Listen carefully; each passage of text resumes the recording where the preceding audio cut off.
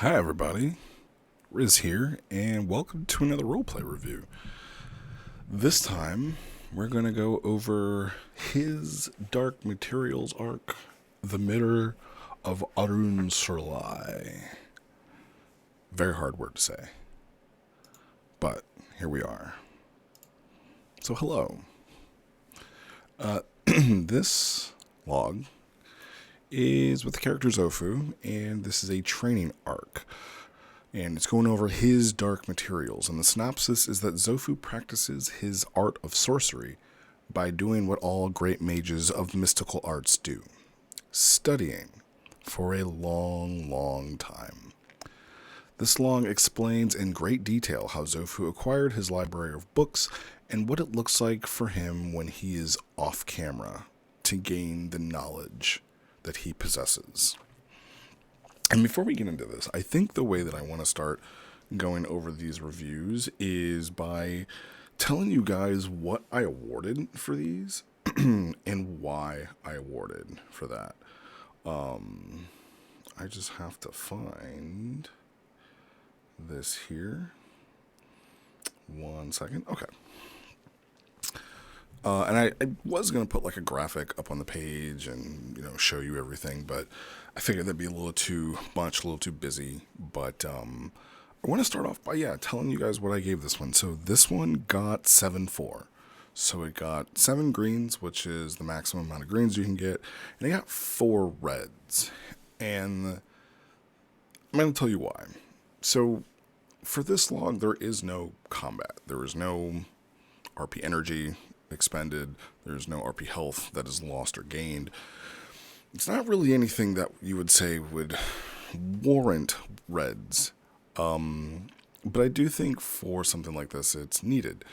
Because in this log, it explains how one who is, I won't say not an active combatant, but someone who gains their power through knowledge, how do you do that? Now, I wouldn't give 4 reds every single time a log like this came up. Like, if you show me 10 logs of someone reading books and poring over materials and things like that, even if I like it, I would never give it 4 reds. But I will say, for the compilation of everything, right, for everything that Zofu has done from inception to now, and in particular this, I think 4 reds is a good amount, because that was something that helped get him to tier 4, and I didn't even know that. I had no idea prior to awarding this how many he needed to get to tier 4. But I think, over the span of the character of Zofu, 4 reds seems pretty good for how much this person has put into the study of their art and not just kick punch.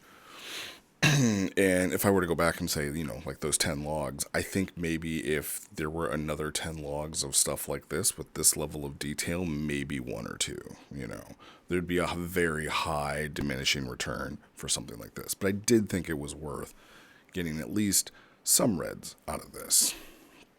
And the the song that you guys may have heard during the intro was the one that Ike put up here. And there are some quotes up here. So, books are as useful to a stupid person as a mirror is useful to a blind person. You've never seen death? Look in the mirror every day and you will see it like bees working in a glass hive. A little odd. That one stands out a little bit. One of the things about being alone is that you know people to define yourself off. I think that's supposed to be off of. People are like all around mirrors because, let's face it, we don't often see ourselves all around in a mirror anyway, do we? The hardest thing for not only an artist, but for anybody to do is look at themselves in the mirror and acknowledge, their own flaws, fears, imperfections, and put them out there in the open for people to relate to it. And there are very few people who are going to look in the mirror and say, the person I see is a savage monster. Instead, they make up some construction that justifies what they do. And it's a shame that the images are no longer available here, because we're going to get into the actual review of the log here. But what's happening is that Zofu is back in Blackley Castle, which Blackley Castle is this here. That's one of the images that they pulled for Blackley Castle. And the other one, I can actually show you because I have that one. But yeah, Zofu is in Blackley, and he's got a puzzle that he's got to kind of put together. There it is. There she be. And I love this. I love that we finally have an image of Blackley, because for all the while, I always just imagined, the castle and then maybe something kind of out in front of the castle, and that's pretty much it. Let me do that. But we actually get to see Blackley Castle and Crimson City, which is what these two images are supposed to be. But yeah, he's on Blackley, and he's tired. He is exhausted from the Yule, like most people are when they come back from, the holidays, and kind of getting back into the normal swing of things. He's just really worn, right? And we know why. We finally have Minas Mordred. We have his dark materials that we know of, and this, kind of sets him off on the quest to find those materials. Like he said at the end of the Minas Mordred log, like, he needs to gather a few things. He needs to gather some friends to do it. He needs a forge master. Rip. And now he's finally setting off on this quest. And the first item that he wants to get is this mirror.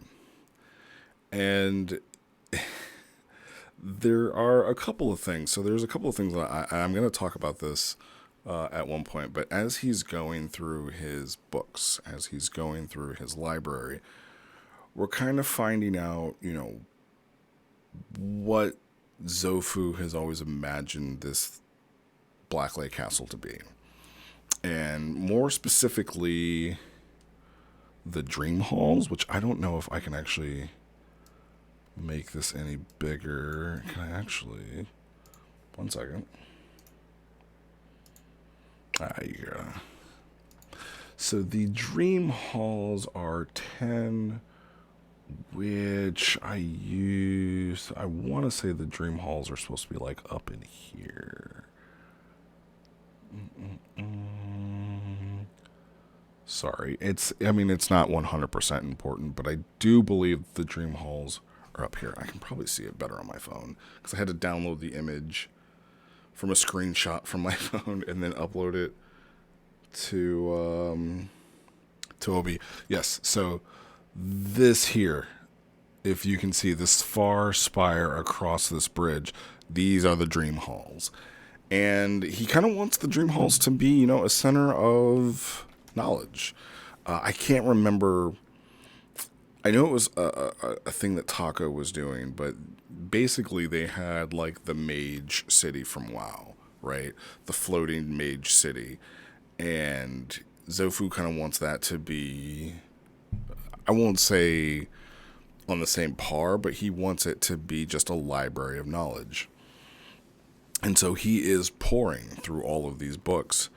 And the one thing that stuck out to me the most is, and it's because it's mentioned kind of twice, is this right here, this kind of law, or this kind of post. And it just says that Zofu couldn't imagine any others on Tetsu of the verse reveling in this process. Even he barely did, and he loved reading and research. He couldn't really picture many of his associates spending weeks, sometimes months, poring over documents, ledgers, and old journals. He could have imagined Indon or perhaps Goliath spending time at a drawing board and making schematics and diagrams for their fabulous inventions in capsule machinery. But Genesis, Nova, Hypo, the warriors, the truly gifted in the arts of physical combat, Not that it was beyond them to read a book from time to time, just that it didn't suit their natures. Perhaps he was wrong, though. Maybe in their downtime they did spend many countless hours reviewing old combat manuals or ancient scrolls left behind former masters. The many worlds of the verse were surely populated with enough forgotten or lost temples of martial arts. Someone amongst all that probably wrote something down from time to time, and what it was worth was probably not much different than the puzzle pieces he himself was staring at. And yeah, Zofu's got a problem, and he is telling us that, it's been nearly 6 months that he's been researching this. And, the timeline for what happened after Minas Mordred up to now, it's kind of nebulous and it doesn't really matter. So it gives us some breathe space for Zofu to kind of go through this research and to kind of tell us that, he's been kind of picking away at it, right? In this log, you can see that he spent, deliberately, I want to say, maybe a week without sleep doing this. My time might be off for that, but it just kind of reads that way. He definitely has not been sleeping. And towards the end, when he starts to kind of pick up on more clues, he definitely doesn't go to sleep, right? And somewhere in here he even says, the it was dawn, even, if there's no sun on Aeon. But, the city was starting to wake up and the people were starting to mill about and do their things. And he had been awake the whole night.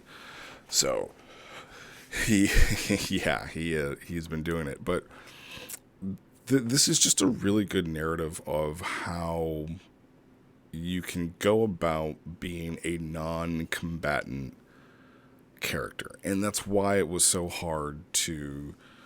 It's hard to review, really, but it was also hard to award because, characters like this don't come around very often. Mostly, we're all I want to go use my spells and blast them out as soon as I get them. And that's how I get stronger. But, for wizards, they've got to sit down and they've got to read and they've got to, know what's going on. But he has been poring over books and tomes, and then he gets to the topic of dragons. And there was research that was in front of him. He had been studying dragons, not the eternal kind, but regular Konatsu dragons of the Sonata Mountains. And then, we get these lovely scrolls that he has put together. And I can't read this, but that's okay.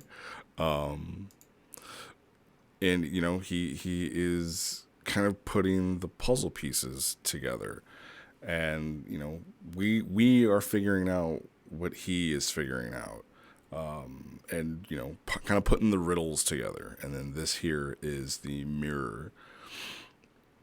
And, there comes to a point where he kind of, while reading about this mirror from one thing, it kind of coincides and sounds like a artifact mentioned here, and that was scribed by this person, but that person only could have done it if they were here. So you're kind of, putting the pieces together to where he's this guy from KN, he wrote this poem, and this poem mentions this thing.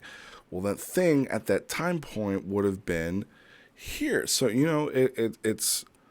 it's watching him figure it out. And again, it's not just all at once. It's not, over an hour or two. This is months of him going back to it and then stopping and going back to it. And the part that we kind of come back to is this part right here. And if I have a critique, it's not even a critique, it's more of a suggestion, right? And I'm going to read this one as well as I read the other one. It says, "Such were the spectacular nights of Yashi, of Zofu, of the Lord of Blackley. While his contemporaries sparred and busted up training dummies or threw themselves at the worst villains of the galaxy, what he did in those unseen hours, he was removed from their many exciting adventures and breathtaking feats of combat and skills. Well, it was this. And some part of him knew that this was equally as important as all the training that they did. It wouldn't stop a meteor of fire and key energy from turning a city into salt on impact or overthrow an empire. It wouldn't give him the strongest fist in the universe. But if he did this, if he did it correctly, if he was careful and precise and perfect in his execution, if he was certain of what he sought and knew beyond a shadow of a doubt what was ahead of him, he wouldn't need that sort of power or brute force. You can eventually break any lock, but with the right key, you never need to. And I'm going to kind of stop it there. So, while I don't disagree, my only, I guess the thing that stood out when I was done reading this was that this was kind of mentioned twice, right? So it was mentioned before that, like, reading is just as important, and maybe these people go through and they read these books and they do these tomes, but, like, do they? And I feel like rather than it be narrated, I would have preferred Zofu to say it, because I feel like this is something that Zofu, in his heart of hearts, believes. That, and it does come off of that, like, this is him. I wanted 10 toes down for him just to say it, right? I mean, he's in his own private chambers. Nobody else is there. Show us his inner thoughts, right? That's all. That's really it. Because while I don't disagree, it does come off as like, yeah, they can go and they can train and they can do whatever they want, but I do this, and this is the proper way of doing it, right? I know that's not what's being said, but it just kind of reads that way. And maybe it's because I'm not the right person who should be reviewing it, because I'm one of the people mentioned in that. Maybe somebody else will read this and be like, no, Riz, I don't see it that way. But, I mean, I'm reviewing it. I can only give my opinion. I'm not attacking anybody. I'm not, saying that Ike did anything wrong, but, that's just how it reads. And, as a person consuming the media, right? Not as a reviewer, not as an admin, just as a person consuming the media, that's my reaction to it. And I don't think it takes away from it. It definitely adds and doubles down onto the belief that this stuff is just as important as fighting, which, again, I agree. Right? Like, this is exactly what I thought Rizian was going to be. I thought Rizian was going to be more of this and learning. And, that's kind of how I had in my head a plan of how he would go through his tears rather than fighting. But here we are. And so he's going through it. He's pouring through it. And he eventually gets to more text, more scrolls. And he comes up to a name. And Arunsurlye. I keep calling it Arunsvale, but it's Arunsurlye. And it was the old king of Sonata. And he finds out that he came into possession of an artifact, a mirror, a black mirror, a mirror of transformation, a mirror that could heal wounds and change forms. The mirror was brought to him from strangers beyond the moon during a time of unrest, and it was entrusted to him because he was wise, kind, and beloved. He used the mirror to become a gold dragon. He brought his magicians and his court to the height of the mountain, to the height of Mount Sonata, and established an eyrie where he would protect his mirror and keep it from falling into the wrong hands. And then the wrong hand. He had found it. He had found the mirror, the black mirror of transformation, and one of Morgan Le Fay's dark materials. So yeah, that's pretty much it. I mean, we have a scholar doing scholarly things. We have Gandalf running to the Library of Gondor and putting things together and finding that, yes, Frodo is in possession of the One Ring. This is it. And now he just has to go off and get it, you know? And I think that, by itself, was this a log that was like, oh my God? No, but it's done in a very good way, right? It's very unique. It, definitely had like all these companion pieces were really good. Not everything is going to be Minas Mordred, and not everything needs to be Minas Mordred. Sometimes you need to have the parts that connect it, and I think this is a great connecting of the dots. That's why I gave it 7 greens. I may have seemed like I was complaining about the other stuff. I'm not. I'm just saying, like, I understand it. And I'll tell you this: the reason that I wish Zofu would have said it out loud is because we honestly, as the audience, don't get much of what Zofu was feeling and thinking inside, right? We get a lot of action. We get his angst. We get his ire. We get him kind of mumbling and brooding in front of people, right? But we don't see the dark shadows that Zofu carries with him, right? Like, very recently we got to see, like how Morgan Le Fay is kind of messing with him. So that's why I kind of felt like, again, as a reader, it's like, man, open up to me, Zofu, right? Like, tell me more about you. Let me get more invested in you, and not just what you're doing, but you as a person, right? I won't tell anybody, all right? If you cry in the shower because you just absolutely love Celine Dion, I won't tell anybody, but let me see it. Anyway, guys, that was it. That was my review. Good job, Ike. I know that we are doing other stuff and people are really busy, but I am very curious to see how this whole arc is going to play out, how the adventure to get the mirror is going to play out. And for the rest of you, I guess you'll just have to read it in the papers like everybody else. See you guys.